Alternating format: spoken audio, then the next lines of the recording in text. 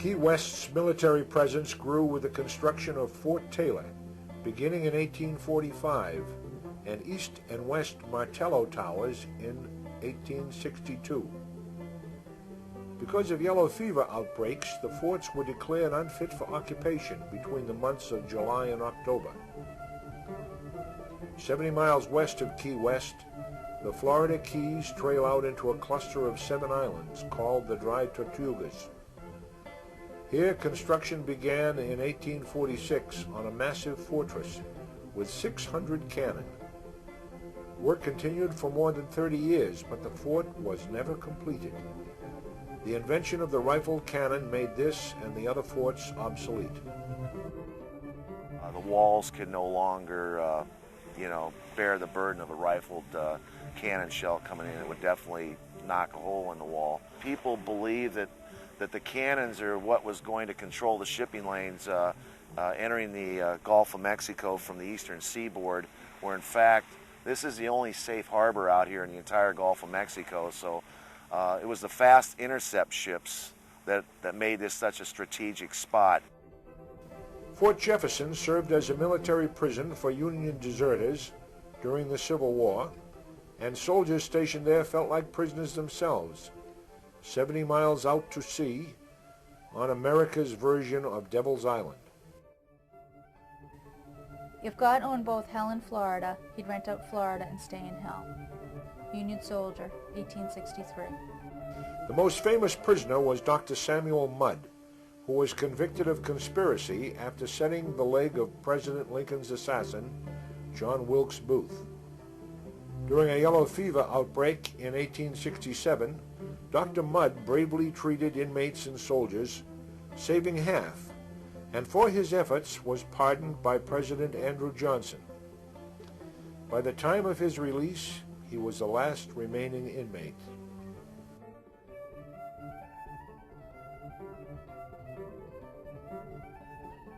As the military significance of Fort Jefferson waned, its pristine reefs and abundant sea life attracted the attention of President Franklin Roosevelt, who, in 1935, set aside Fort Jefferson and the surrounding waters as a national monument.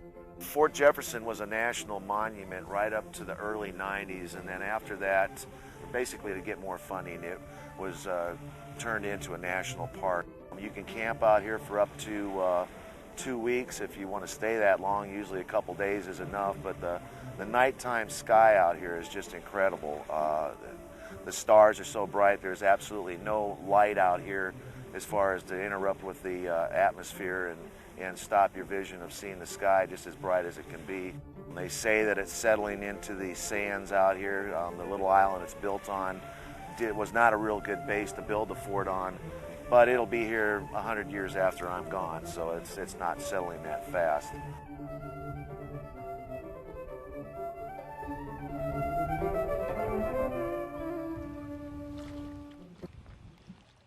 With the construction of lighthouses on the reefs, fishing and sponging began to replace wrecking as Key West's biggest industries.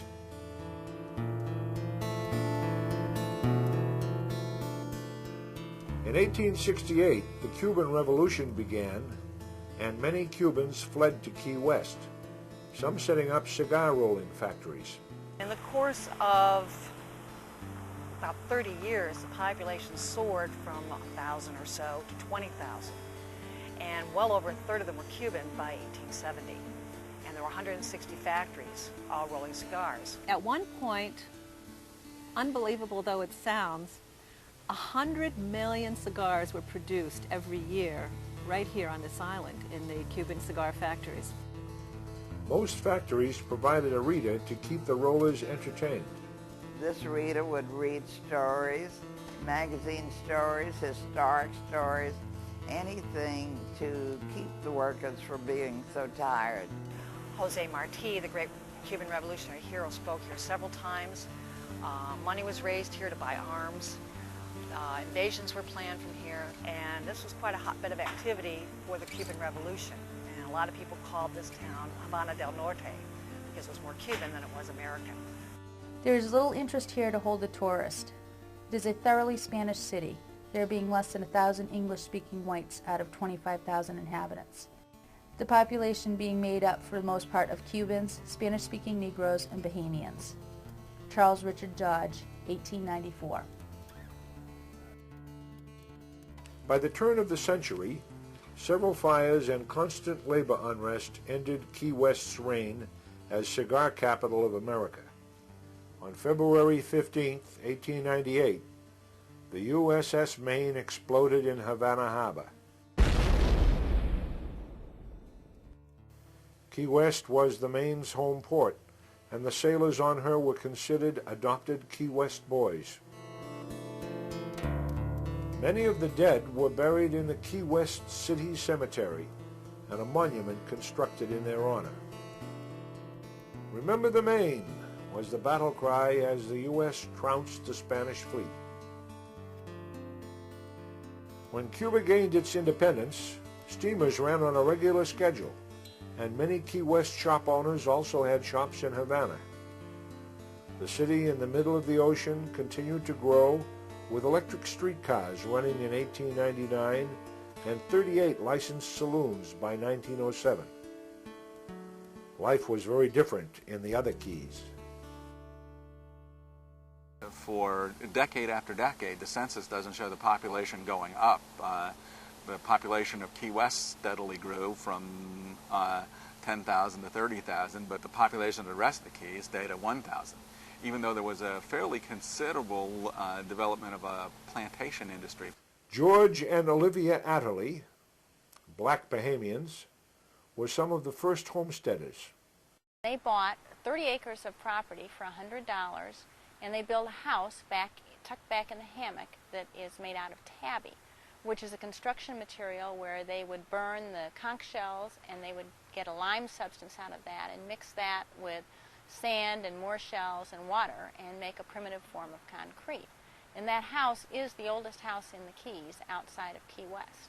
And George Atterley made his living back there as a turtler and a sponger, and he would sail between here and Key West to sell his goods. Through the years, there were more black Bahamians that came and settled here. And so this may well have been the largest Bahamian settlement in the Keys. The mosquitoes would have been one of the major problems for the Atterleys. And during the rainy season, the mosquitoes would have been just horrendous. And of course, the rainy season is also the hot season. And the only thing that they could do to protect themselves from the mosquitoes was either close their house up completely or burn smudge pots in order for the smoke to keep the mosquitoes out. And either way, it must have been just miserable. Outside of Key West, the Florida Keys were about as far away from civilization as you could find. In a few short years, all that would change.